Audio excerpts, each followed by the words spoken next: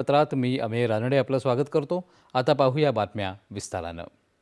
पंतप्रधान नरेंद्र मोदी यांनी आज आकाशवाणी आणि दूरदर्शनवरील लोकप्रिय कार्यक्रम मन की बात या कार्यक्रमाच्या 129व्या भागातून देशवासियांसोबत संवाद साधला. मावळत्या 2025 या वर्षानं देशाच्या सुरक्षेपासून खेळाच्या मैदानापर्यंत आणि विज्ञानाच्या प्रयोगशाळांपासून ते जगाच्या मोठ्या मंचापर्यंत भारतानं प्रत्येक ठिकाणी आपला ठोस ठसा उमटवला. ऑपरेशन सिंदूर प्रत्येक भारतीयासाठी अभिमानाचं प्रतीक बनलं. आजचा भारत आपल्या सुरक्षेबाबत कोणतीही तडजोड करत नाही हे जगानं स्पष्ट पाहिलं. सरत्या वर्षानं भरभरून दिलं असलं तरीसुद्धा 2026मध्ये नवीन आशा आणि नवीन संकल्पांसह पुढे जाण्यासाठी देश सज्ज असल्याचं पंतप्रधान नरेंद्र मोदी यांनी म्हटलं आहे. मन की बात या कार्यक्रमाच्या 129व्या भागामध्ये ते आज देशवासियांशी संवाद साधत होते. आज जग भारताकडं मोठ्या आशेनं पाहत आहे. भारताकडून असलेल्या अपेक्षामागचं सगळ्यात मोठं कारण म्हणजेच आपली युवा शक्ती. विज्ञान क्षेत्रामध्ये आपण मिळवलेलं यश, नवोन्मेष आणि तंत्रज्ञानाचा विस्तार पाहून जग स्तंभित झालं आहे असं ते म्हणाले. भारत के युवाओं में हमेशा कुछ नया करने का जुनून है और वो उतने ही जागरूक भी हैं. मेरे युवा साथी कई बार मुझसे ये पूछते हैं कि नेशन बिल्डिंग में वो अपना योगदान और कैसे बढ़ाएं, वो कैसे अपने आइडिया शेयर कर सकते हैं.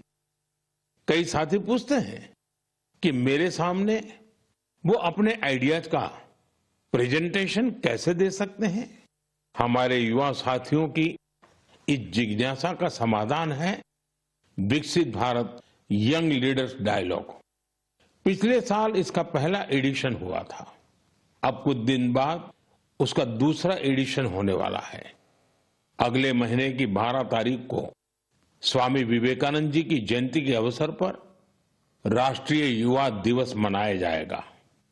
इसी दिन यंग लीडर्स डायलॉग का भी आयोजन होगा और मैं भी इसमें जरूर शामिल होऊंगा. इसमें हमारे युवा इनोवेशन, फिटनेस, स्टार्टअप और एग्रीकल्चर जैसे महत्वपूर्ण विषयों पर अपने आइडियाज शेयर करेंगे. मैं इस कार्यक्रम को लेकर बहुत ही उत्सुक हूं.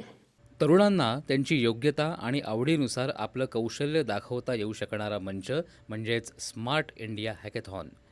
गेल्या 7-8 वर्षांमध्ये यामध्ये 13 लाखाहून अधिक विद्यार्थी आणि 6,000हून अधिक संस्थांनी भाग घेतला.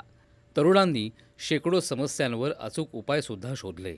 त्यामुळे या स्पर्धेमध्ये निश्चित सहभाग घेण्याचं आवाहन पंतप्रधानांनी तरुणांना यावेळेस केलं. आजचं जीवन तंत्रज्ञान चालित होत चाललं आहे. तरीही आपली पुढची पिढी नवीन विचार, नवीन पद्धतींसह आपल्या संस्कृतीची मुळं घट्ट धरून आहेत असं सांगत त्यांनी गीतांजली IISc दुबई इथली कन्नड पाठशाला आणि मणिपूरच्या तरुण मोईरांगथेम शेठ यांची उदाहरणं उद्धृत केली. फिजीमध्ये भारतीय भाषा आणि संस्कृतीच्या प्रचारासाठी सुरू असलेल्या तमिळ दिवस या उपक्रमाचं पंतप्रधानांनी कौतुक केलं. त्याचवेळेस काशी इथं काशी तमिळ संगम या संकल्पनेनुसार सुरू असलेल्या तामिळ शिका या उपक्रमाअंतर्गत 50हून अधिक शाळांमध्ये विशेष मोहीम सुरू असल्याचंही त्यांनी सांगितलं. पुढील महिन्यामध्ये आपण देशाचा 77वा प्रजासत्ताक दिन साजरा करणार आहोत. यावेळेस स्वातंत्र्यलढ्यातील एक अज्ञात सैनिक म्हणजेच ओदिशाच्या पार्वती गिरिजी यांची यानिमित्त जन्मशताब्दी साजरी केली जाईल अशी माहिती त्यांनी दिली. आपला वारसा आपण विसरता कामा नये ही आपली जबाबदारी असल्याचं आवाहन पंतप्रधान नरेंद्र मोदी यांनी केलं. हम आजादी दिलाने वाले नायक नायिकाओं की महान गाथा को अगली पीढ़ी तक पहुंचाए. आपको याद होगा जब हमारी आजादी के 75 वर्ष हुए थे तब सरकार ने एक विशेष वेबसाइट तैयार की थी. इसमें एक विभाग अनसंग हीरोज को समर्पित किया गया था. आज भी आप इस वेबसाइट पर विजिट करके उन महान विभूतियों के बारे में जान सकते हैं जिनकी देश को आजादी दिलाने में बहुत बड़ी भूमिका रही है. मूत्रमार्गाचा संसर्ग यासारख्या अनेक आजारांविरुद्ध प्रतिजैविक कमी पडत आहेत. याचं एक प्रमुख कारण म्हणजे कोणताही वैद्यकीय सल्ला न घेता लोकांकडून प्रतिजैविक औषधांचं सुरू असलेलं बेछूट सेवन हे ICMRनं नुकत्याच प्रसिद्ध केलेल्या अहवालामध्येच म्हटलं आहे. ही परिस्थिती अतिशय गंभीर आहे. त्यामुळे औषधांसाठी मार्गदर्शन आणि प्रतिजैविकांसाठी डॉक्टरांची गरज हा मंत्र अंगीकारण्याचं आवाहन पंतप्रधानांनी जनतेला केलं.